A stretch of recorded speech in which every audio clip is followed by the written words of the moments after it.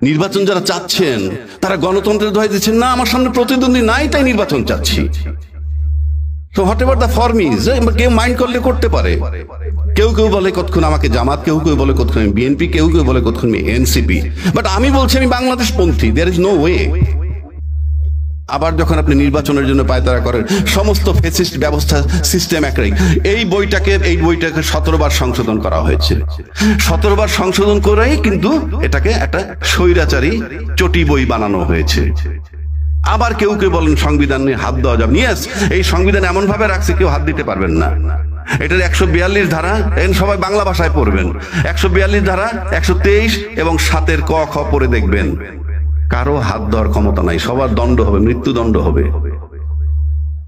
কারণ এই সংবিধান এমন ভাবে করে গেছে আপনি কোনোভাবে হাত দিতে পারবেন না, সংশোধনও করতে পারবেন না। সংশোধন করতে 2/3 মেজরিটি, তা কিভাবে সব বলা আছে। এইবার আসেন 123 ধারায় নির্বাচনের কথা বলা আছে। আমার মনে হয় এখানে অনেক বিজ্ঞ সাংবাদিক আছেন, আপনারা সবাই জানেন যে এই বইটার ভিতরে বলা আছে সংসদ ভেঙে যাওয়ার পর 90 দিনের মধ্যে নির্বাচন। আশা করি সবাই জানেন। সংসদ ভেঙে গেল 8ই আগস্ট 2024, তাহলে সেই মোতাবেক নির্বাচন হওয়ার কথা 7ই নভেম্বর 2024। এরপরে নির্বাচন কমিশন নির্বাচনের ডেট ফেব্রুয়ারি 2026 দিল। কোন আইনে? কোন আইনে? এবং এই সংবিধানে বলা আছে প্রধানমন্ত্রী ক্ষমতায় থেকে তারপরে নির্বাচন করবেন, এই আইনটায় বলা আছে। কিন্তু ইউনূস সাহেব তো চিঠি দিচ্ছেন নির্বাচন কমিশনে, তুমি নির্বাচন করো। ইউনূস সাহেব কে? অন্তর্বর্তীকালীন সরকার। অন্তর্বর্তীকালীন সরকার বলতে এখানে কিছু বলা নাই। আমি চ্যালেঞ্জ করলাম, সবাই দেখতে পারেন। যেই সরকার কথা এই বইতে বলা নাই, সে এই বইটা চালাবে কিভাবে?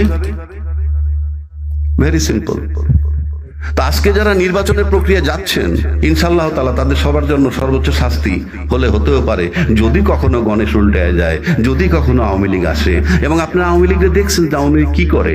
আজকে আওয়ামী লীগের জন্য সবাই বলতেছে, দায়িত্বশীল সাংবাদিক বহু আছে, তারাও বলে আন্তর্জাতিক মানের বিচার হইতে হবে। তারা কিন্তু জামাতের বিচার যখন হয়েছিল নীরব ছিল, আন্তর্জাতিক মানের বিচারের কথা বলে নাই। আন্তর্জাতিক মানের বিচার বলতে কিছু নাই, শতভাগ শুদ্ধ বিচার পৃথিবীর কোথাও হয় না। কারণ যিনি বিচার করেন তিনি মঙ্গল গ্রহ থেকে আসেন না, তিনি যেই সয়েলের মানুষ, তার ভিতরে যতটা পারফেকশন করা যায়। আন্তর্জাতিক মানের বিচার চাওয়ার মানে হচ্ছে আমরা এই বিচারটা চাই না। Very simple. আপনারা সবাই জানেন যে কিভাবে যুদ্ধ অপরাধীদের শাস্তি দিছিল, মৃত্যুদণ্ড দিছিল। শাহবাগ মোড়ে চিৎকার করার পরে আইনটাকে সংশোধন করে, ওই দিন সংশোধন করে পিছে ফেক দিছে। সেই নজিরও বাংলাদেশে আছে। তো সেই ফ্যাসিজমের সমস্ত সিস্টেম ওই বইটা রয়ে গেছে। আর এই যে নির্বাচনটা দিতেছে নির্বাচন কমিশন, সে বেআইনি ভাবে দিচ্ছেন। তাকে নির্বাচন দিতে হবে অন্তর্বর্তীকালীন সরকারের অধীনে, অন্তর্বর্তী সংবিধান মোতাবেক নির্বাচন দিচ্ছেন উনি।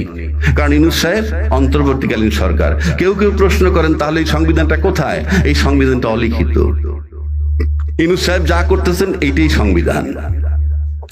এবং যারা 5ই আগস্ট একটা জুলাই ঘোষণাপত্র করছেন, তাদেরকে আমি বলবো আপনারা সেটা সংশোধন করেন, পরিশুদ্ধ করেন। সেই সংশোধন ইউনূস সাহেবের মেয়াদ